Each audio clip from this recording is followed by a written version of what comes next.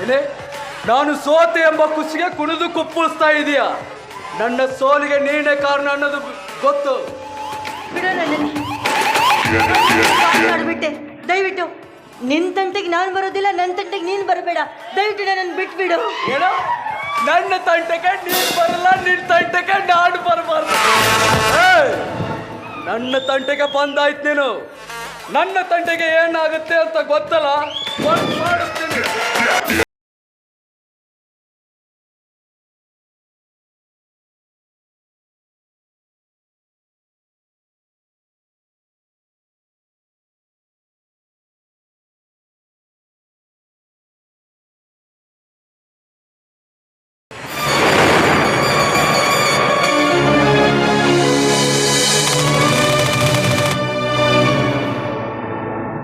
ಖಾಲಿ ಜಾಗರಣದಲ್ಲಿ ಹೆಣ್ಣಿನ ಅರ್ಥನಾದ.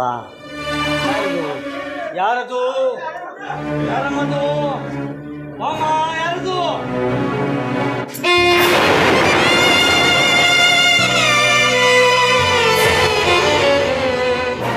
ಏನಮ್ಮ ನಿನ್ನ ಸತಿ? ಏನಮ್ಮ ನಿನ್ನ ಅವತಾರ? ಅವತಾರ ತಾಳುವ ಶಕ್ತಿ ನಮ್ಮಂತ ಬಡ ಹೆಣ್ಣು ಮಕ್ಕಳಿಗೆ ಇದ್ದಿದ್ರೆ ನಾವ್ಯಾಕೆ ಸರ್ ರೀತಿ ಶಕ್ತಿ ಕಳೆದುಕೊಂಡು ಬದುಕ್ತಾ ಈಗ ಆಗುತ್ತಾದ್ರೂ ಏನು ಹೇಳಮ್ಮ? ಆಗುವುದಿಲ್ಲ. ಅದು ಹೋದ್ಮೇಲೆ ಏನಾಯ್ತು ಅಂತ ಕೇಳಿದ್ರೆ ನಾನು ಏನಂತ ಉತ್ತರ ಕೊಡ್ಲಿ ಸರ್? ಒಗಟು ಹಾಕದೆ ಬಿಡಿಸಿ ಹೇಳು, ಏನಾಯ್ತು ಅಂತ. ನನ್ನ ತಾಯಿ ನಾನು ಯಾವ ಮುಖ ತೋರಿಸ್ಲಿ ಸರ್? ನನ್ನ ತಾಯಿ ನಾನು ಯಾವ ಮುಖ ತೋರಿಸ್ಲಿ? ಆಗುತ್ತಾದ್ರೂ ಏನು ಹೇಳಮ್ಮ? ನಮ್ಮಂತ ಬಡ ಹೆಣ್ಣು ಮಕ್ಕಳು ಕಲಿಯೋದು ತಪ್ಪ ಸರ್? ಹಾಗಿದ್ರೆ ನಮ್ಮಂತವ್ರನ್ನ ಯಾಕೆ ಬದುಕಿಸಿದ್ದೀರಾ ಸರ್? ಒಂದು ಹಾಕ್ಬಿಡಿ ಸರ್. ಯಾಕಮ್ಮ ಯಾಕಮ್ಮ ನಾನು ಸಾಧನೆ ಕಲಿತಾ ಇದೀಯಾ? ಅಕ್ಕೆ ನೀನು ನನ್ನ ವಿದ್ಯಾರ್ಥಿನಿಯಷ್ಟೇ ಅಲ್ಲ, ನನ್ನ ಮುತ್ತಿನ ಸೊಸೆಯ ಸ್ಥಾನದಲ್ಲಿರುವ ಹಸು ಕೂಸು. ಏನಾಯ್ತು ಅಂತ ಹೇಳದೆ ಹೋದರೆ ನಾಳೆ ಎಲ್ಲಿ ಆದರೂ ಹೋಗಿ ತಲೆ ಚಚ್ಕೊಂಡು ಸತ್. ನಾನಿಂದು ಹಾದು ಹೋಗ್ಬೇಕಾದ್ರೆ ಆ ಭರತ್ ಬಂದು ನನ್ನ ಹೆಂತನವನ್ನೇ ಹಾಳು ಮಾಡಿ.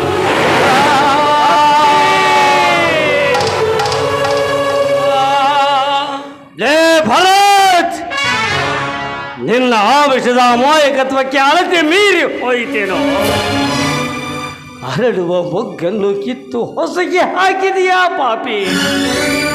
ನ್ಯಾಯ ನೀತಿಗಳ ಅರ್ಥವನ್ನೇ ಅರಿಯದ ಅಂಭಾವದ ಅವಿವೇಕಿ, ನಿನ್ನಂಥವನನ್ನು ಅದೇಕೆ ಹುಟ್ಟಿಸಿದನೋ ಆ ಕೈಲಾಸಪತಿ?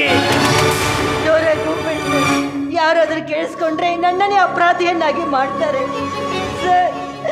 ನಿಮ್ಮ ಕೈ ಮುಗಿದು ಕೇಳ್ಕೊತೀರಿ ಸರ್. ಇನ್ನು ಮುಂದೆ ನನಗೆ ಕಲಿಯೋದು ಸಾಕು ಸರ್. ನನ್ನ ತಾಯಿ ಹತ್ರ ಕಳಿಸ್ಕೊಟ್ಟು ಕಳಿಸ್ತೀನಮ್ಮ, ನಿನ್ನ ತಾಯಿ ಹತ್ರನೇ ಕಳಿಸ್ತೀನಿ. ಆದರೆ ಹಾಗೆಯೇ ಕಳಿಸೋದಿಲ್ಲ. ದುಡ್ಡಿನ ಕೊಟ್ಟು ಗರ್ವದಿಂದ ಹಸುಳ ಹೆಂಗಳಿಯರ ಹೆಣ್ತನವನ್ನು ಕಾಲು ಕೆಳಗಿನ ಮಣ್ಣೆಂದು ತಿಳಿದ ಆ ಸಿರಿ ಸುಪ್ಪತ್ತಿಗೆಯ ಸೊಕ್ಕಿನ ಹಕ್ಕಿಗಳಿಗೆ ದಿಕ್ಕು ತೋರಿಸಿದಾಗಲೇ ಈ ಜೀವಕ್ಕೊಂದು ಮುಕ್ತಿ. ನಡೆಯಮ್ಮ, ಆ ಭರತನ ತಂದೆಯ ಎದೆ ಹಿಡಿದು ಕೇಳ್ತೀನಿ. ನ್ಯಾಯಮೂರ್ತಿಯ ಸೂಗು ಹಾಕಿ ಮಾಡಿದ್ದೆಲ್ಲ ಮುಚ್ಚಿ ಹೋಗುತ್ತಿದೆ ಎನ್ನುವ ಅವನ ದುಡ್ಡು ಎಷ್ಟಿದೆ ಅಂತ ನಾನು ನೋಡ್ತೀನಿ. ಬೇಡ ಸರ್. ತಪ್ಪು ಮಾಡಿದವರಿಗೆ ಸೊಪ್ಪು ಹಾಕದ ಜಾತಿ ಅವರದು. ಅವ್ರ ಹತ್ರ ನಮ್ಮಂತ ಬಡವರು ಹೋದ್ರೆ ನಮ್ಮ ನ್ಯಾಯ ಸಿಗುತ್ತೆ ಸರ್. ಎಷ್ಟೇ ಆಗ್ಲಿ ಅವರು ದೊಡ್ಡವರು ಸರ್, ದೊಡ್ಡವರು. ಯಾರಮ್ಮ ದೊಡ್ಡವರು? ಯಾರು ದೊಡ್ಡವರು? ನಾಚಿಕೆ ಬಿಟ್ಟ ನಾಯಿಗಳು ದೊಡ್ಡವರ? ನೀತಿ ಬಿಟ್ಟ ಇಂಥ ನಾಯಿಗಳು ದೊಡ್ಡವರೇ? ತಾವೇ ದೊಡ್ಡವರು ಅಂತ ಅವರು ತಿಳಿದುಕೊಂಡಿದ್ದಾರೆ. ಆದರೆ ಮೇಲೆ ಕುಳಿತ ಆ ದೊಡ್ಡವನು ಒಂದಲ್ಲ ಒಂದು ದಿವಸ ಇವರ ದಡ್ಡತನಕ್ಕೆ ಬಡ್ಡಿ ಹಾಕದಿದ್ದರ ನಾವು ಯಾಕಮ್ಮ ಅವನನ್ನು ದೇವರು ಅಂತ ಕರಿಬೇಕು? ಪಾಪದ ಪರಡೆ ಭಾರವಾಗುವವರಿಗೆ ಮಾತ್ರ ಪರಮಾತ್ಮ ಕಾಪಾಡ್ತಾನೆ. ಒಮ್ಮೆ ಕೊಡಬಾರದ ಪೆಟ್ಟು ಕೊಟ್ಟರೆ ಈ ಸ್ವಟ್ಟ ಶ್ರೀಮಂತ ಎಷ್ಟವನಮ್ಮ ಎಷ್ಟವನು.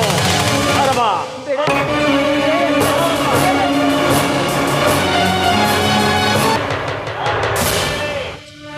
ಬಸವೇಶಪ್ಪ ಬಸವೇಶಪ್ಪ ಯಾರಿದ್ದೀರಿ? ಪ್ರಿನ್ಸಿಪಲ್ ಸರ್ ಬನ್ನಿ, ಎಕ್ಸಾಮ್ ಹತ್ರ ಬಂತಲ್ಲ ಅದಕ್ಕಾಗಿ ಸ್ಟಡಿ ಮಾಡ. ಮನೆಯಲ್ಲಿ ಯಾರೂ ಇಲ್ಲ, ಎಕ್ಸಾಮ್ ಹತ್ರ ಬಂತು ಅಂತ ಸ್ಟಡಿ ಮಾಡ್ತಾ ಇದ್ಯಾ?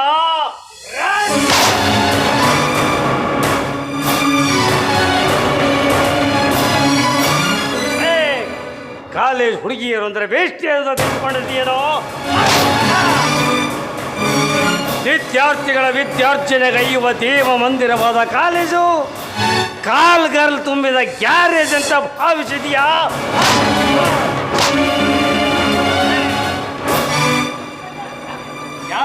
ಯಾರಂತ ತಿಳ್ಕೊಂಡಿದ್ಯೋ? ಇವ್ರು ಯಾರು ಗೊತ್ತಿರೋ? ನನ್ನ ಪ್ರೀತಿಯ ತಂಗಿಯ ಮಗಳು, ನನ್ನ ಮುದ್ದಿನ ಸೊಸೆ ಹಟ್ಟಿ ಕಣಲೆ.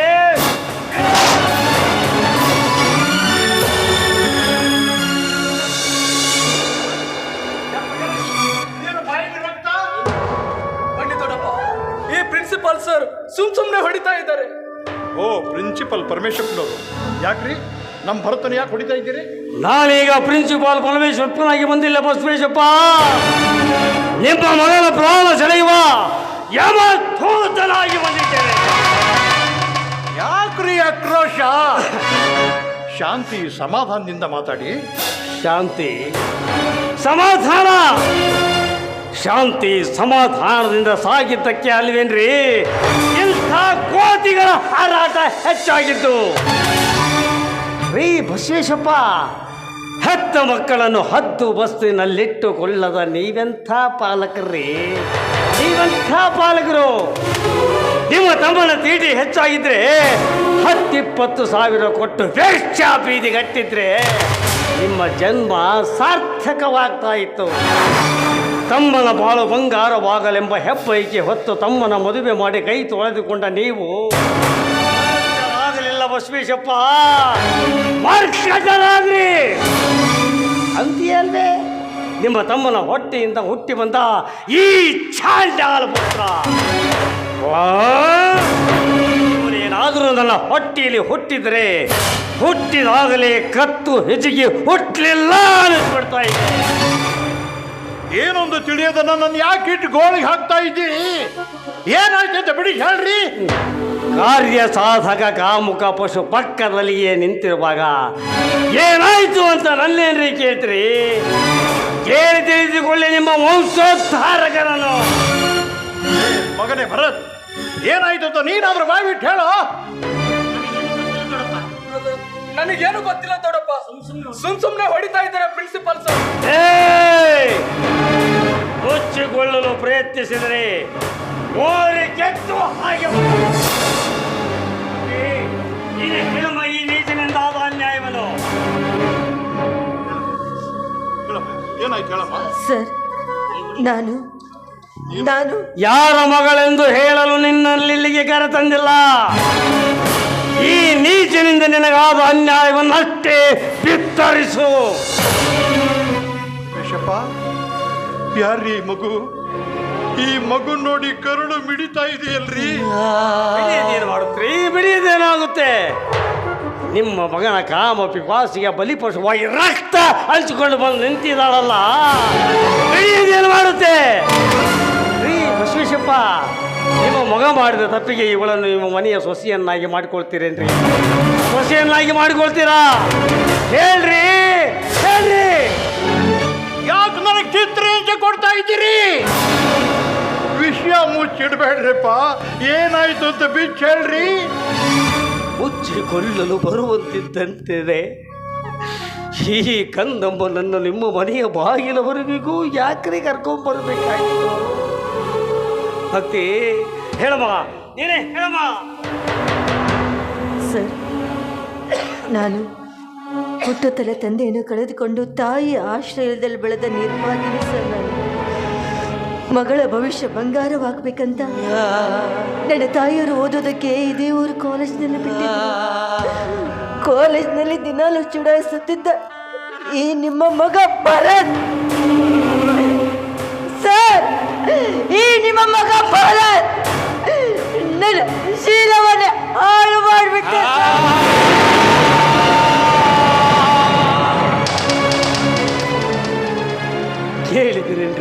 ಕೇಳಿದ್ರಾ ನಿಮ್ಮ ಪುತ್ರನ ಪೌರುಷದ ಪರಾಕ್ರಮದ ಪುಣ್ಯ ಕಥೆಯ?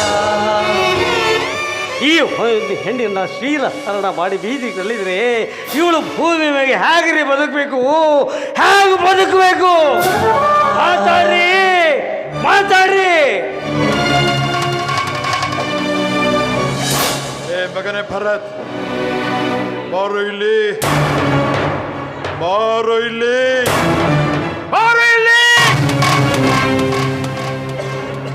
ಈ ಹುಡುಗಿ ಹೇಳ್ತಾರಮ್ಮ ಸತ್ಯವೇನೋ? ಈ ಹುಡುಗಿ ಹೇಳ್ತಾರಮ್ಮ ಸತ್ಯವೇನೋ? ಕೈ ಎತ್ತುವ ಅಧಿಕಾರ ನನಗಿಲ್ಲ ನಿನ್ ಮೇಲೆ. ಯಾಕಂದ್ರೆ ನಿನ್ನ ಮೇಲಿನ ನಿನ್ನ ತಂದೆಯ ಪ್ರೇಮ ಪಾಶ ಕೈ ಎತ್ತಿದವ್ರ ಕೊರಳಿಗೆ ಯಮ ಪಾಶವಾಗಿದೆ. ಏ ಭರತ್, ಸುತ್ತು 10 ಹಳ್ಳಿಗೆ ಕೈ ಎತ್ತಿ ದಾನ ಮಾಡಿದ ದಯಾವಂತರ ಮಂತ್ರ ನಮ್ಮದು. ನಮ್ಮಪ್ಪ, ತಾತ, ಮುತ್ತಾತ ಪವಿತ್ರವಾದ ವಕೀಲ್ಗೆ ಮಂತ್ರ ನಮ್ಮದು. ನಿನ್ನ ಹೀನ ಕೃತಿಯಿಂದ ನಮ್ಮ ಮನೆತನಕ್ಕೆ ಮಸಿ ಹತ್ತಿದರೆ ಸ್ವತ್ತು ಸ್ವರ್ಗದಲ್ಲಿರೋ ನನ್ನ ತಂದೆಯ ಆತ್ಮ ಚಿತ್ರ ವಿಚಿತ್ರವಾಗುತ್ತೆ ಭರತ್, ಚಿತ್ರ ವಿಚಿತ್ರವಾಗುತ್ತೆ. ಕೇಳೋದಕ್ಕೆ ನಮಗೆ ಇಷ್ಟೊಂದು ಸಂಕಟವಾಗ್ತಿರ್ಬೇಕಾದ್ರೆ ಪಾಪ ಅವಳು ಹೆತ್ತವಳಿಗೆ ಏನಾದರೂ ಗೊತ್ತಾಗ್ಬಿಟ್ರೆ ಅವ್ರು ಸತ್ಯ ಹೋಗ್ತಾರೆ ಭರತ್, ಸತ್ಯ ಹೋಗ್ತಾರೆ. ಇಲ್ಲಮ್ಮ, ಇಲ್ಲಮ್ಮ, ಗೊತ್ತಾಗೋದಿಲ್ಲಮ್ಮ. ಏ ಮಗನೇ ಭರತ್, ಒಂದು ವೇಳೆ ಈ ಕೃತಿ ನಿನ್ನಿಂದ ಘಟಿಸಿದ್ದೆ ಸತ್ಯವಾದರೆ ಅವಳಿಗೆ ಬಾವು ಕೊಡೋದಕ್ಕೆ ಮುಂದಾಗು. ಅವಳನ್ನ ಮದುವೆ ಆಗಲು ಮನಸ್ಸು ಮಾಡು. ನಿನ್ನ ತಂದೆ ಅದು ನನ್ನ ತಮ್ಮನಿಗೆ ನಾನು ಹೇಳಿ ವಿಜೃಂಭಣೆಯಿಂದ ಮದುವೆ ಮಾಡಿಸ್ತೀನಿ. ಒಪ್ಕೊಳ್ಳಪ್ಪ, ಒಪ್ಕೊಳ್ಳು. ಕಂಡವರೆಲ್ಲ ನಮ್ಮ ಆಸ್ತಿ ನೋಡಿ ನನ್ನ ಕೈ ಹಿಡಿತೀನಿ ಅಂತ ಬಂದ್ರೆ ಎಲ್ಲರನ್ನೂ ನನ್ನ ಕೊಳ್ಳಿಗೆ ಕಟ್ಟಬೇಕಂತ ತಯಾರಾಗಿದ್ರ.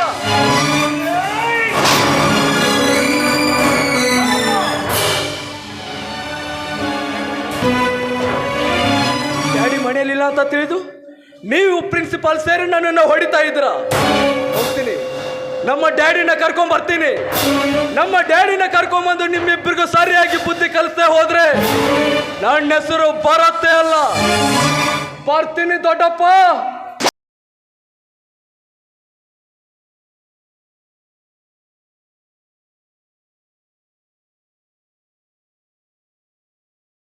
ಪ್ರಿನ್ಸಿಪಾಲ್ ಪರಮೇಶಪ್ಪ.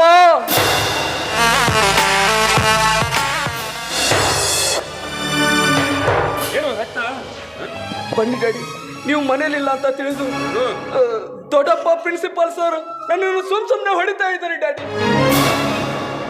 ಏನ್ ಶಿಕ್ಷಣ? ಭರತ್ ಏನ್ ತಪ್ಪು ಮಾಡಿದ್ದಾನೆ ಅಂತ ಅವನೇ ರಕ್ತ ಬರ ಹೊಡೆದಿದ್ರ? ಹೇ ತಮ್ಮ, ಇಂಥ ಮಗನಿಗೆ ಜನ್ಮ ಕೊಡೋದಕ್ಕಿಂತ ನಿನ್ನ ಹೆಂಡತಿ ಬಂಜೆ ಆಗಿದ್ರೆ ಬಹಳ ಚೆನ್ನಾಗಿತ್ತಲ್ಲೋ.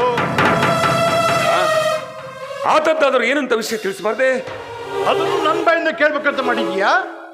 ಇರ್ಲಿಂತಾರ ನೋಡು, ಪ್ರಿನ್ಸಿಪಲ್ ಪರಮೇಶಪ್ಪನವರು, ಅವ್ರನ್ನೇ ಕೇಳು.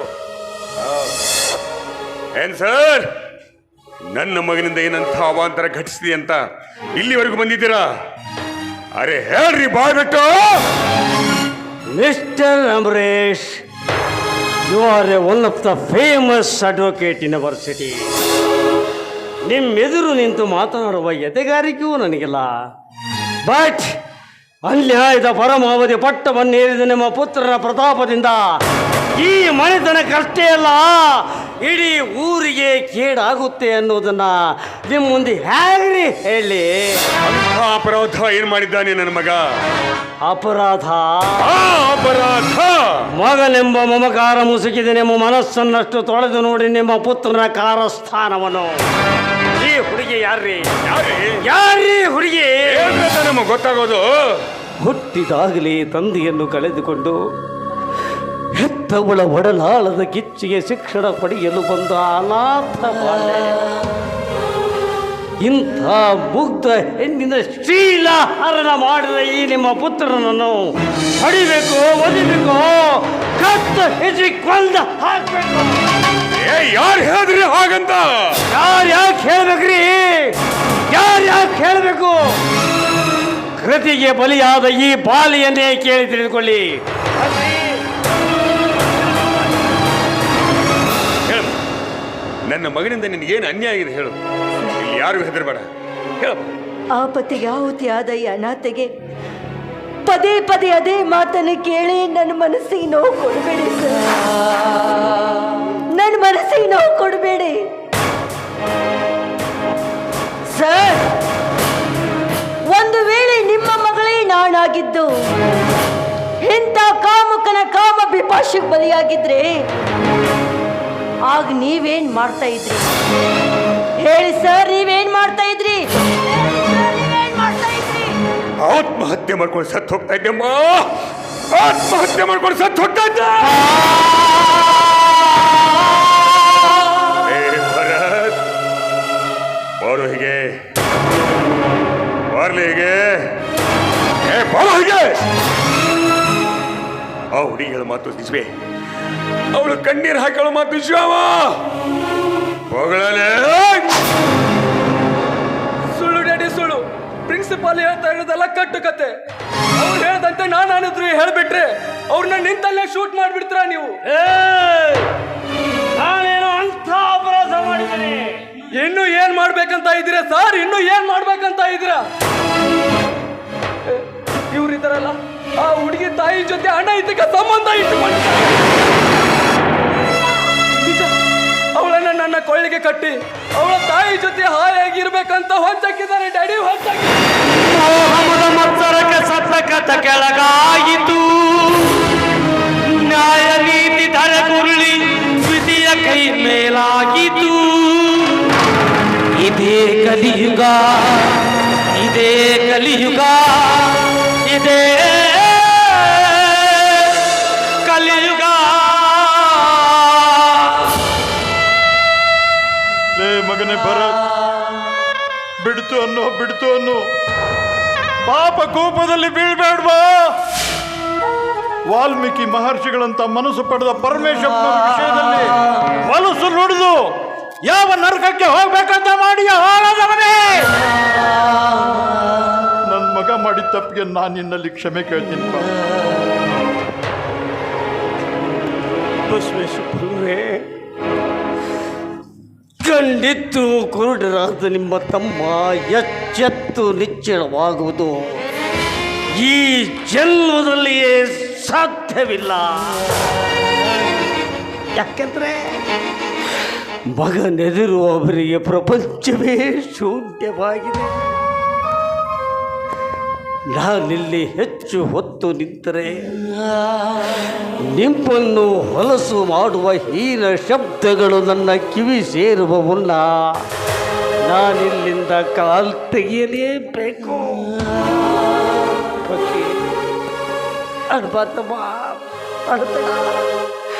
ನ್ಯಾಯ ದೇವರ ಮನೆಯಲ್ಲಿ ನ್ಯಾಯ ಸಿಕ್ಕಿತು ಎಂದು ನಂಬಿ ನಿನ್ನನ್ನು ಕರೆದುಕೊಂಡು ಬಂದು ಮೂರ್ಖನಾದ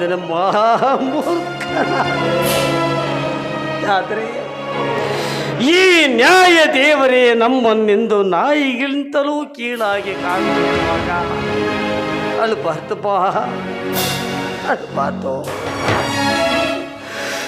ಭಕ್ತಿ. ಒಬ್ಬರನ್ನು ಕೊಂದು ಇನ್ನೊಬ್ಬರು ಬದುಕುವ ಈ ಸ್ವಾರ್ಥ ಸಮಾಜದಲ್ಲಿ ಯಾರಿಗ್ಯಾರೂ ಇಲ್ಲ ಎನ್ನುವ ಮಾತು ಸತ್ಯ. ಯಾರು ಎಂಬ ಮಾತು ಸತ್ಯವಾಯಿತು. ಪ್ರೀತಿ ಮಮತೆ ಮೋಹವೆಲ್ಲ ಸೂರ್ಯಾಯಿತು. ಆನಂದದ ನೆಲೆಯ ಬಂಗಾರದ ಮನೆಯ ಪ್ರೀತಿ ಮುಗಿಯಿತು, ಶೋಕ ಸೌರವಾಯಿತು. ಯಾರು ಎಂಬ ಮಾತು ಸತ್ಯವಾಯಿತು.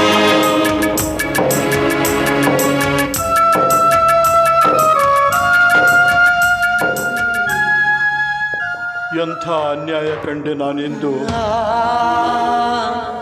ಎಂಥ ಹೊಲಸು ಶಬ್ದಗಳನ್ನು ಕೇಳಿದೆ ಈ ಮನೆಯಲ್ಲಿಂತು. ನನ್ನ ತಮ್ಮನಿಗೆ ಮುಂಬರುವ ಆಪತ್ತುಗಳನ್ನು ನಾನು ಹೇಗೆ ನೋಡಲಿ ದೇವರೇ? ಏ ಅಂಬರೀಷ, ಬಂಗಾರದಂಥ ಮನುಷ್ಯನು ನೀನು ಕಾಡು ಪಶು ಆಗ್ಬಿಟ್ಟಲ್ಲೋ ಮಗನ ವ್ಯಾಮೋಹದಿಂದ. ಮಗನ ವ್ಯಾಮೋಹ ಅಂತ ಯಾಕಣ್ಣ ಜೀವ ತಿಂತ ಇದೀಯಾ? ನೋಡೋ, ನಿನಗೆ ಅವನು ಬೇಡವಾಗಿದ್ರೆ ಹೇಳ್ಬಿಡು. ಹೇ ಭರತ್,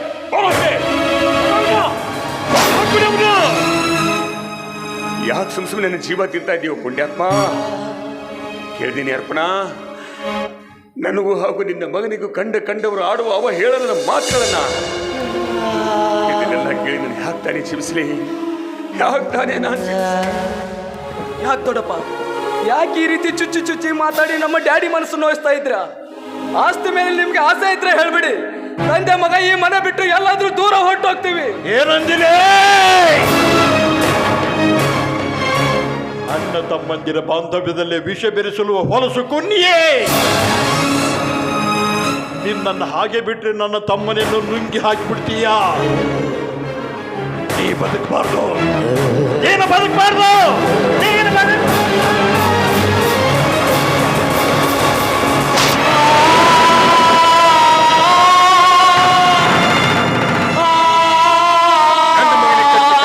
ನೀನು ನನ್ನ ಮಗನಿಗೆ ಕತ್ತಿ ಕೈ ಹಾಕ್ತಾ ಇದೀಯಾ? ನನ್ನ ಹೊಟ್ಟೆಯಲ್ಲಿ ಹುಟ್ಟಿ ಬಂದ್ರೇನಾಯ್ತಣ್ಣ? ನಿನ್ನ ಮಗನ ಸಮಾನ ಅಲ್ವೇ? ಹೆತ್ತ ಮಕ್ಕಳ ಕತ್ತಿಗೆ ಕೈ ಹಾಕುವ ನೀನು ಒಬ್ಬ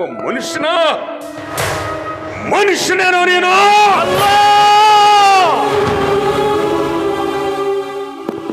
ನಾನು ಮನುಷ್ಯನಾಗಿದ್ದರೆ ನಿನ್ನಿಂದ ಕೈ ಎತ್ತಿಸ್ಕೊಡ್ತಿರ್ಲಿಲ್ಲಪ್ಪ.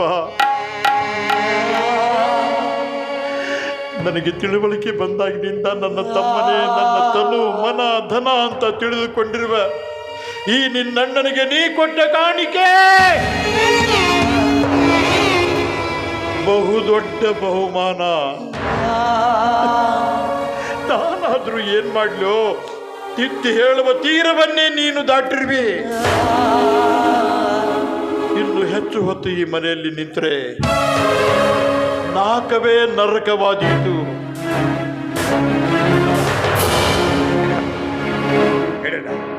ಮಗನ ವ್ಯಾಮೋಹಕ್ಕೆ ಒಳಗಾಗಿತ್ತು ನಿಜ, ಮತಿಭ್ರಮಣೆಗೊಂಡಿತ್ತು ನಿಜ. ಆದ್ರೆ ನನ್ನನ್ನು ಬಿಟ್ಟು ಹೋಗ್ತಿ ನೀ ಎನ್ನುವ ಕಿಚ್ಚು ನನ್ನೆದೆಗೆ ಹಾಕ್ಬೇಡ.